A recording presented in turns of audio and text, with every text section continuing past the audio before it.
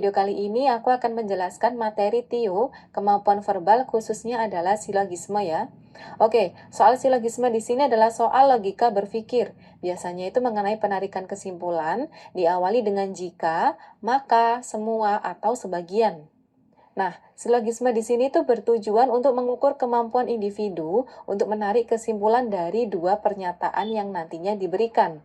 Aku punya tips di sini dalam mengerjakan silogisme. Yang pertama adalah kita harus memahami dan menganalisis setiap pernyataan yang diberikan di soal nanti. Kemudian yang kedua, mengambil kesimpulan logis sesuai dengan pernyataan yang telah diberikan di soal atau faktanya yang ada di soal. Kemudian yang ketiga, kesimpulan yang diambil merupakan hasil analisis gabungan dari semua pernyataan yang diberikan di soal. Yang keempat, hindari opini. Kemudian, kerjakanlah sesuai fakta yang terdapat di pernyataan soal, meskipun di kehidupan sehari-hari itu tidak sesuai ya. Kemudian yang keenam, kita harus konsentrasi, fokus, rileks, dan jangan panik. Kemudian yang terakhir adalah pergunakanlah waktu sebaik mungkin, karena waktu pengerjaan itu sangat terbatas.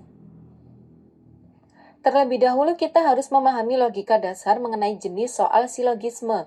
Jadi ada yang namanya premis, ada yang namanya kesimpulan. Premis itu pernyataan-pernyataan, kemudian dari premis-premis itu kalian bisa menarik sebuah kesimpulan.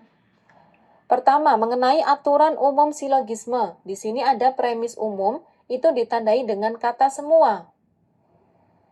Contohnya adalah tumbuhan adalah makhluk hidup.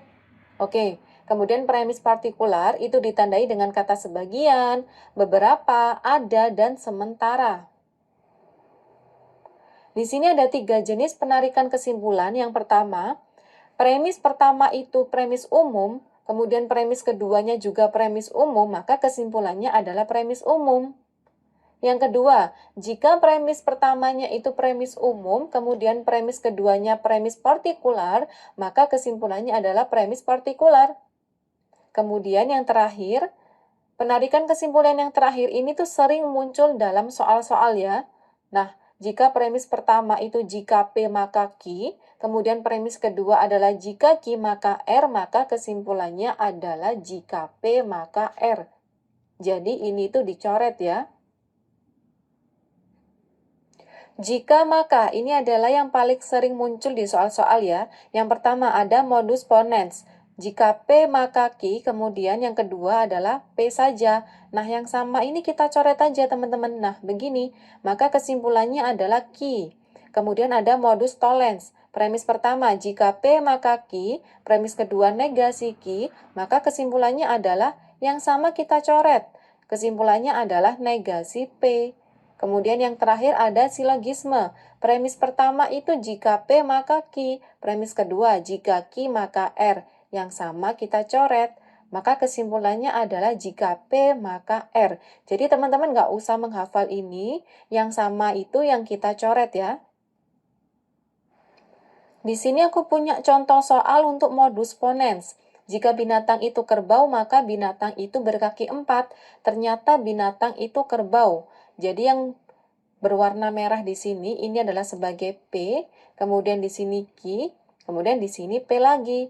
Maka kesimpulannya adalah yang sama kita coret. Kesimpulannya binatang itu berkaki 4. Jawabannya yang mana nih? Yang D. Oke teman-teman, di sini aku juga punya contoh soal modus tollens. Jika Ari lulus ujian, maka ia mendapatkan beasiswa. Ari tidak mendapatkan beasiswa. Oke, di sini premis pertama yaitu P, di sini Q. Kemudian premis kedua di sini adalah negasi Q. Maka kesimpulannya, nah yang sama kita coret ya. Kesimpulannya adalah Ari tidak lulus ujian. Jawabannya yang B. Oke, di sini aku juga punya soal silogisme. Jika hari ini hujan, maka ayah membawa mobil. Jika ayah membawa mobil, maka saya diantar pergi ke sekolah.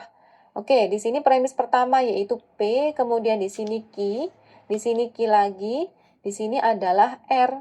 Nah, yang sama yang mana? Yang Q ya. Nah, ini kita coret. Maka kesimpulannya adalah jika hari ini hujan, maka saya diantar pergi ke sekolah. Jawabannya yang C ya. Oke, teman-teman harus mengetahui bahwa jika P maka Q, ini adalah ekuivalen dengan negasi P atau Q. Oke, kita masuk ke contoh soal. Jika hari ini tidak cerah berarti negasi P atau Q. Kemudian di sini, Dian berkunjung ke Siska, Q ya. Maka Dian akan mengajari Siska bermain piano. Ini adalah R. Nah, bentuk negasi P atau Q di sini itu kita bisa merubah ke dalam bentuk jika P maka Q. Kenapa? Karena ekuivalen. Jika kita rubah ke dalam bentuk jika P maka Q, ini tidaknya ini kita hilangi. Kemudian ataunya ini kita rubah menjadi maka. Oke, berarti kesimpulannya adalah, ini kita coret dulu. Kesimpulannya adalah jika P maka R. Jika hari ini cerah, maka Dian akan mengajari Siska bermain piano. Jawabannya yang C. Ini aku punya beberapa latihan-latihan soal. Mungkin bagi teman-teman yang mau mengerjakan terlebih dahulu boleh di-pause dulu ya videonya. Aku langsung aja masuk ke pembahasan.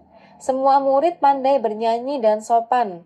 Andin tidak sopan tetapi pandai bernyanyi. Kesimpulannya, kita lihat dulu yang A. Andin adalah seorang murid yang pandai bernyanyi. Ini salah ya, karena Andin itu bukan seorang murid. Karena Andin tidak sopan. Kemudian, Andin adalah seorang murid, ini juga bukan. Andin seorang murid, ini juga bukan. Kemudian yang D, Andin adalah bukan seorang murid meskipun pandai bernyanyi. Jawaban yang tepat adalah yang D. Dengan pembahasan seperti ini, sangat jelas ya bahwa Andin adalah bukan seorang murid meskipun pandai bernyanyi. Ini aku ilustrasikan menggunakan diagram Venn, di mana A di sini adalah sifat pandai bernyanyi, kemudian B di sini sifat sopan. Kemudian C di tengah-tengah sini adalah murid yang bersikap pandai bernyanyi dan sopan. Begitu ya. Nah, daerah arsiran yang menunjukkan posisi Andin ini yang A. Sehingga Andin di sini bukan seorang murid meskipun pandai bernyanyi. Oke teman-teman, aku langsung masuk ke soal berikutnya ya, soal nomor 2.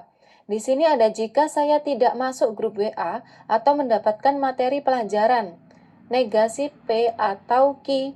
Jika tidak mendapatkan materi pelajaran atau saya belajar sendiri. Negasi Q atau R. Kesimpulannya adalah dari sini itu kita bisa mencoretnya. Kesimpulannya negasi P atau R. Dan ini adalah ekuivalen dengan jika P maka R. Jadi kesimpulannya tuh bisa yang ini atau yang ini teman-teman ya. Kita lihat dari kelima pilihan jawaban di sini.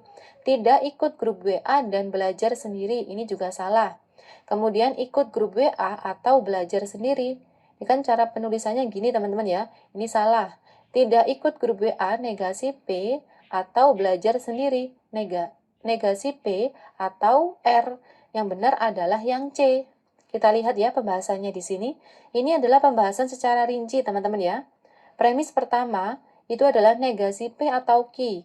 Itu ekuivalen dengan jika P maka Q. Kemudian premis kedua, negasi Q atau R itu ekuivalen dengan jika Q maka R. Jadi kesimpulannya itu bisa ini teman-teman ya. Ini atau ini.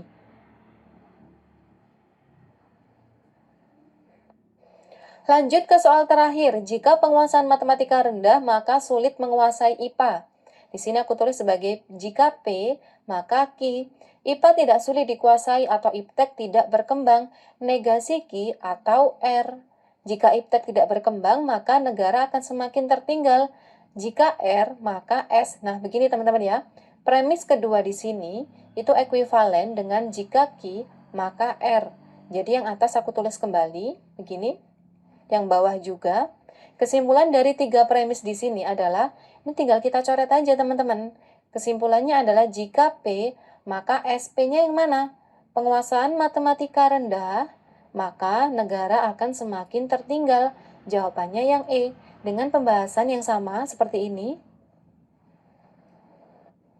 Kesimpulan di sini adalah pada soal silogisme, biasanya itu muncul 2 premis, bahkan bisa sampai 3 premis. Jadi jangan hanya mengandalkan satu teknik penarikan kesimpulan saja. Kita itu bisa mengkombinasikan keduanya. Di sini yang paling dituntut adalah bagaimana logika berpikir kalian mengkombinasikan teknik-teknik logika dasarnya. Maka dari itu aku menjelaskan logika dasarnya itu dari awal, karena kalau kalian menemukan soal-soal yang rumit, itu sudah tidak bingung lagi.